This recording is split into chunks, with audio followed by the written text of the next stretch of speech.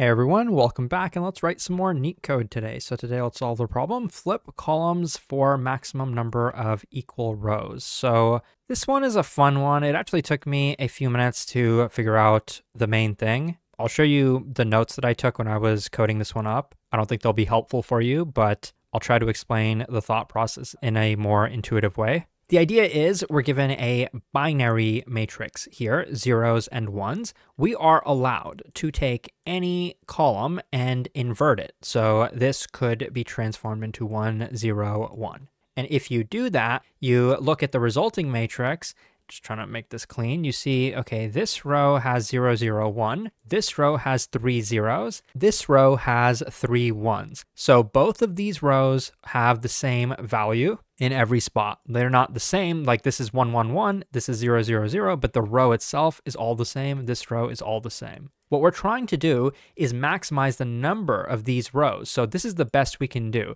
We can get a matrix with 2 rows that are all equal. Naively, you might think, well, I guess we could try every possible way. For this column, we could choose to either invert it or not invert it. And so then you have 2 choices here, 2 choices here, and 2 choices here. So it's going to be something like 2 to the power of n. Let's say we have n different columns. That's not even checking like how many rows are equal in every spot. That's going to itself be an m times n operation as well. So that's probably not what the solution is. I don't remember off the top of my head what the constraints are, but I think they're over 100. I think m and n could be greater than or equal to 100. So yeah, that's probably not going to be efficient. So what's the observation here? And it took me a while to kind of figure it out. I went down some thoughts that weren't super useful, but some of them kind of were. So for example, this matrix is pretty much equivalent to if I just inverted the entire thing. So basically taking every single column and flipping it, it wouldn't do anything. You'd produce a matrix that looks like this. And so however many equal values you have in a row that we started with wouldn't have changed in the resulting matrix. Now, that doesn't necessarily solve the problem for you, but still, it's an observation that I made. And then I just kind of kept going for observations. It seems like there might be a trick here. It seems that they're asking us, we can flip the columns, but that doesn't mean we actually have to flip the columns. Maybe there's a pattern, and that will allow us to count the number of maximal rows that we can make that are all equal. And we can just do it that way. We don't actually want to have to flip these columns because that's going to be pretty expensive. Then we're going to have to read through the entire matrix and verify it. So what's the pattern? I mean, I guess if you start with a matrix like this, and now I'm going to kind of take the problem and simplify it. Rather than considering a matrix, I'm going to just look at 2 rows at a time. I want to kind of make things easier for myself. I have a monkey brain. I guess all of us do. We're not designed to be able to just look at something and immediately know the answer to it. We kind of have to do things in a more intuitive way. So I'm looking at 2 rows at a time.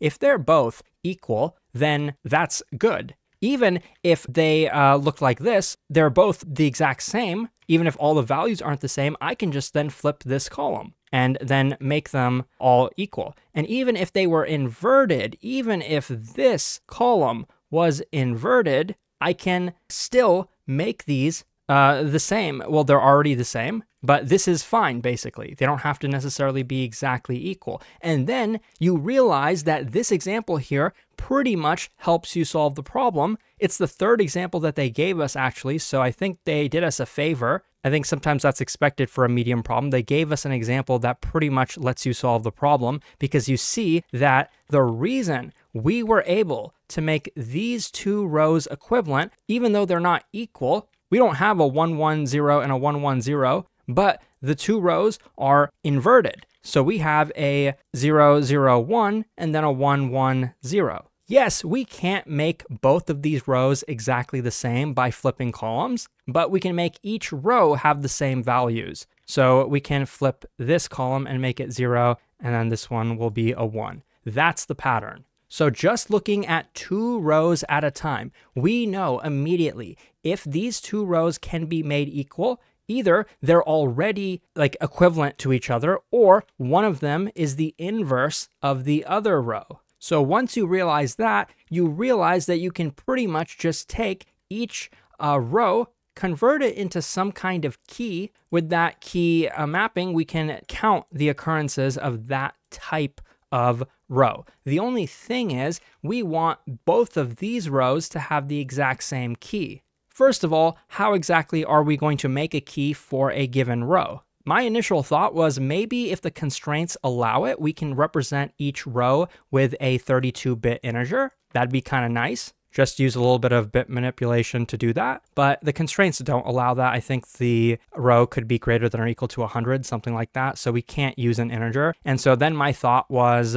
in Python at least, I could just use a tuple because we can then convert this list into a tuple. And in Python, you can use a tuple as a key in a hash map. And then I was kind of scratching my head because I feel like some languages might not make this as easy as Python does. So I was wondering how other languages were supposed to do it. And so I wasn't able to realize that we could just convert each of the rows into a string if we wanted to. So if you weren't able to figure out like the trick to this problem, that's okay, because I, for a moment today, forgot that strings even existed. So I guess we all kind of have those mental lapses once in a while. Okay, so I think the last thing, though, is, okay, like I could turn this into a tuple or a string, whatever. I could get a key. I could take this row and convert it into a key for a hash map. But how do I make these two equivalent? Well, the first idea I had was if I take this row, for example, I flip it and I check this row as well, and I check if this or maybe this has already been inserted into the hash map. I would just use whichever one is already inserted. If neither of them are inserted, then I could just use either of them. It doesn't matter. But there actually is a better way. We know that for every single row, one of the representations of that row is going to start with a 1, and one of them is going to start with a 0. It has to, because the other row is literally the inverted version of the other one. So you could kind of just go by that. For example, we could favor rows that start with a 0. So just to summarize everything, this is what we're going to do. I'm going to look at this first row. I'm going to convert it into a tuple or a string or whatever, and I'm going to see, okay, the first value starts with a 0. So that's fine. I'm going to use this as the key in my hash map down here. I'm going to have 0, 0, 0, and I'm going to have the count of it be 1. I'm going to get the second row. It's 0, 0, 1. It also starts with a 0. That's good. This key has not already been inserted into the hash map. Now I do 0, 0, 1. The count of it is going to be 1.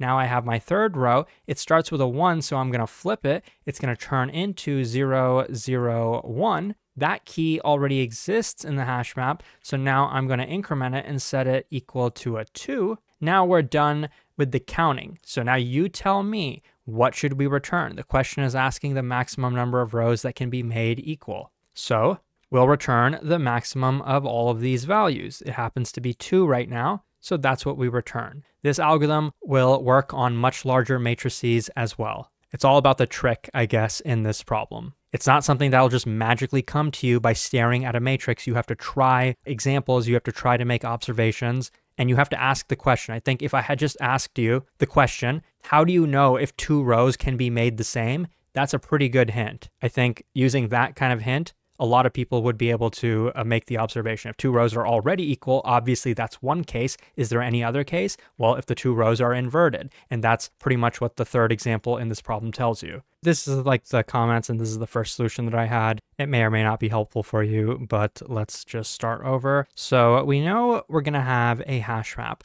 I'm going to call it count.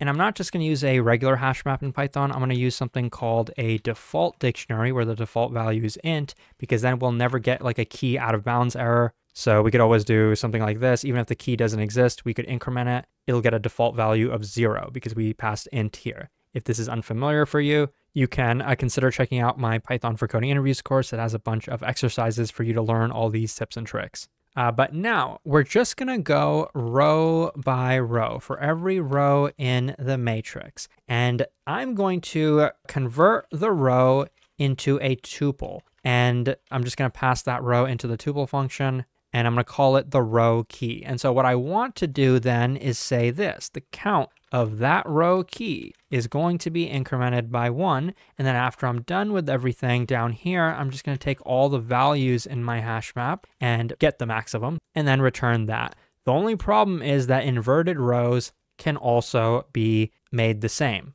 So I think most people would be able to code something like this up even if you weren't able to make the observation I did. We at the very least know that 2 rows with the same representation can be made equal. But the last thing here is just to add an if statement. So we're going to say if the row, the first value in that row is 1, we're going to flip the row. So in Python, it's pretty easy to do that with something called list comprehension. So I'm going to say for every value in the row, for n in row, if it's 1, then I'm going to set it to be 0. So if n is 1, you could make it more explicit like this, but Python doesn't require that. Otherwise, if it's 0, I'm going to turn it into a 1. So now I have a list, but we can't use a list as the key of a hash map, so I'm going to turn this into a tuple. I don't believe Python has tuple comprehension, otherwise I would have just done that. But you do have to kind of make a list and then convert it back into a tuple. And so then I'll reassign this to be the row key, and then this will work. Let me just quickly prove it to you.